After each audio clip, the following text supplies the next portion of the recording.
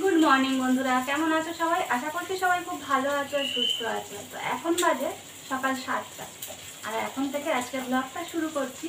আর প্রতিদিন যেমন কিচেনে সকালটা শুরু হয়, আজকেরও রান্না বসিয়েছি। তো দেখো, এদিকে চিংড়ি মাছ ভাজা হচ্ছে আর এদিকে ভাত বসিয়ে দিয়েছি। তো দেখো, এখানে আলু আর ভেন্ডি দিয়ে আমি চিংড়ি মাছ দিয়ে তরকারি করব।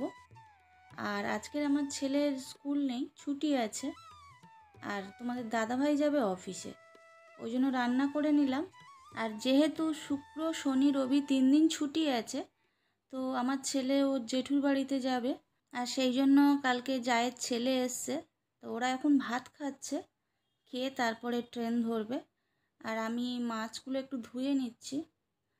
তো দেখো, ওরা মানে বেরিয়ে গেল, ওদের 10টা 30-এর ট্রেন আছে, ওই জন্য খেয়ে দিয়ে বেরিয়ে গেল। আর আমি থালা টালাগুলো তুলে নিচ্ছি। আর আজকের আমাদের বাড়িতে কিছুজন আসবে, আত্মীয় স্বজন। তো কিছু আত্মীয় স্বজন বলতে আমার মাসির মেয়ে, তার ছেলে, আর সঙ্গে আমার মা আসবে। তো কিছু কেনাকাটা করার আছে কলকাতায়, ওই জন্য সবাই আসছে। আর ওই জন্য মানে একটু ঘরবাড়ি পরিষ্কার পরিচ্ছন্ন করব। তো ওরা আসবে আজকে সন্ধ্যাবেলা। সন্ধ্যাবেলা বলতে আসতে ওই 7টা বেজে যাবে। তো ওদিকে মাছ নিয়ে আসা হয়েছে, লোটে মাছ আর রুই মাছ না কি বলে, আমি মাছ অত চিনি না, আমি সব মাছকেই কাতলা মাছ বলেই চালিয়ে দিই। তো ওই মাছ নিয়ে এসছে, মাছ ওটা হচ্ছে রাত্রে রান্না করব, যেহেতু ওরা সন্ধ্যাবেলা আসবে। তো লোটেটা দেখি আজকের মানে দুপুরবেলা রান্না করে রেখে দেব। আর যেটা রুই মাছ নিয়ে এসছে ওটা রাত্রে রান্না করব। তো এখন চলে এসেছি, দেখো টেবিলটা ক্লিন করে চেয়ারগুলো ক্লিন করছি। আর একটু মটর ভিজিয়ে দেব। আসলে আমি যেমন ঘুগনি খেতে পছন্দ করি, আমার মাসির মেয়েও খুব ঘুগনি খেতে পছন্দ করে। তবে ছেলেটার জন্য একটু মন খারাপ করছে, ও তো জেঠুর বাড়ি গেল। ও থাকলে সবাই মিলে খুব আনন্দ হতো।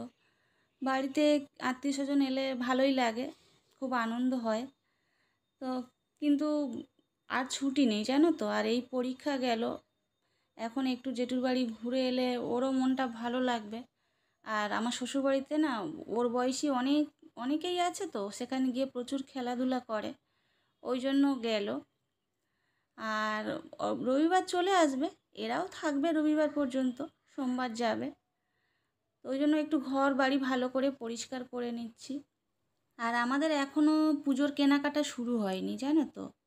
তো ওরাও পুজোর কেনাকাটা করতে আসছে, একই সঙ্গে আমরাও পুজোর কেনাকাটা করব।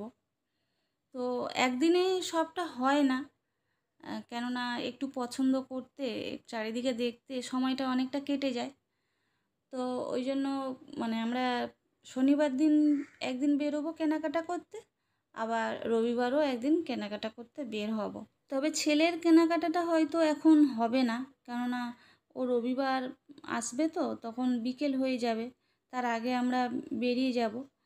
তো আবার ওর পছন্দের ব্যাপার আছে, ওর পছন্দ না হলে না পড়বে না, ওই জন্য ওকে না নিয়ে গিয়ে কেনাকাটা করা যাবে না। তো ওইদিকে দেখো, আমি ডাইনিং টেবিল আর চেয়ারগুলো ভালো করে ক্লিন করে তারপরে এখন চলে এসেছি অ্যাকোরিয়ামটা ক্লিন করার জন্য। আর সাথে যে ওয়াল ক্যাবিনেটটা আছে ওটা এখন ক্লিন করব না, যেহেতু আমার গণেশজি আছে, স্নান করে তারপরে ক্যাবিনেটটা ক্লিন করব। তো অ্যাকোরিয়ামটা ক্লিন মানে বাইরের অংশটা ক্লিন করে তারপরে আমি এখন চলে এসেছি সোফাটা ক্লিন করার জন্য।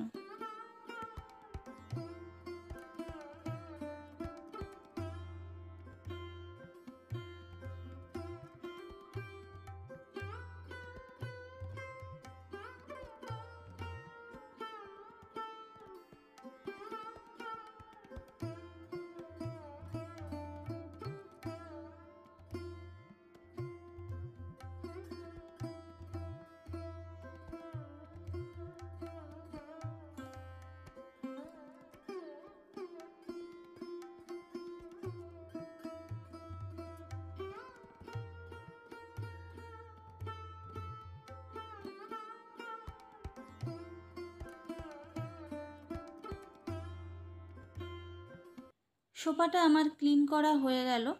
তো এরপরে টি টেবিল আর আমার শু ক্যাবিনেটের উপরে কিছু জিনিসপত্র রাখা আছে, ওইগুলো একটু ভালো করে গুছিয়ে নিচ্ছি। আর আমার বেডরুমগুলো এখনও ক্লিন করা হয়নি। আজকের বেডরুমটা পরে ক্লিন করব, আগে ডাইনিং আর লিভিং রুমটা ভালো করে ক্লিন করে নিচ্ছি। আর সকালে আমার রান্না তো হয়ে গেছে, তো রান্নার চাপ নেই। এবারে একটু বেলা হলে হোক, ঘরবাড়ি একটু ভালো করে গুছিয়ে রাখি। আচ্ছা বন্ধুরা, তোমাদের সবাই কি পুজোর কেনাকাটা শুরু হয়ে গেছে? বা অনেকের হয়তো পুজোর কেনাকাটা হয়েও গেছে। তো তোমরা একটু কমেন্ট করে জানিও তোমাদের কাদের কাদের পুজোর কেনাকাটা কমপ্লিট হয়ে গেছে আর কাদের সবে পুজোর কেনাকাটা শুরু হয়েছে। তো আমাদের তো শুনলে পুজোর কেনাকাটা এখনও শুরুই হয়নি। তো দেখো, এখন চলে এসেছি আমি টিভি ক্যাবিনেটটা ক্লিন করার জন্য। আর বেশ কিছুদিন হলো টিভি ক্যাবিনেটটা ঠিকঠাক করে ক্লিন করা হয়নি, আর একটু অগোছালো হয়ে গেছে। তো চলো টিভি ক্যাবিনেটটা এবারে ভালো করে ক্লিন করে নিই। আর এই যে প্যাঁচা দুটো দেখতে পাচ্ছ, কাঠের প্যাঁচা, এটা ওই যে বছর প্রথম কলকাতায় এসেছিলাম সে বছর দুর্গা ঠাকুর দেখতে গিয়ে এই প্যাঁচা দুটো কিনেছিলাম।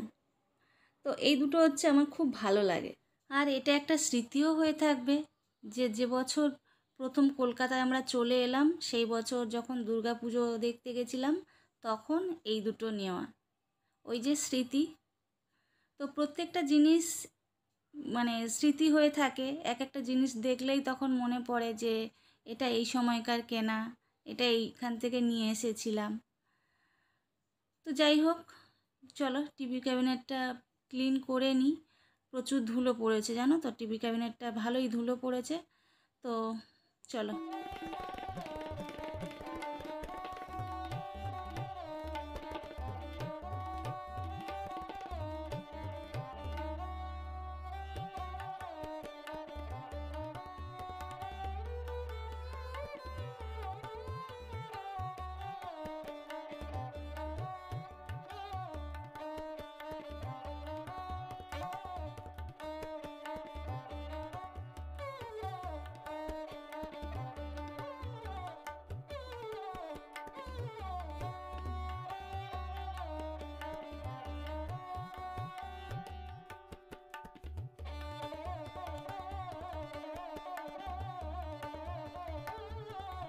তো আমার ডাইনিং রুম আর লিভিং রুম পুরোপুরি ক্লিন করা হয়ে গেছে, গুছানো হয়ে গেছে।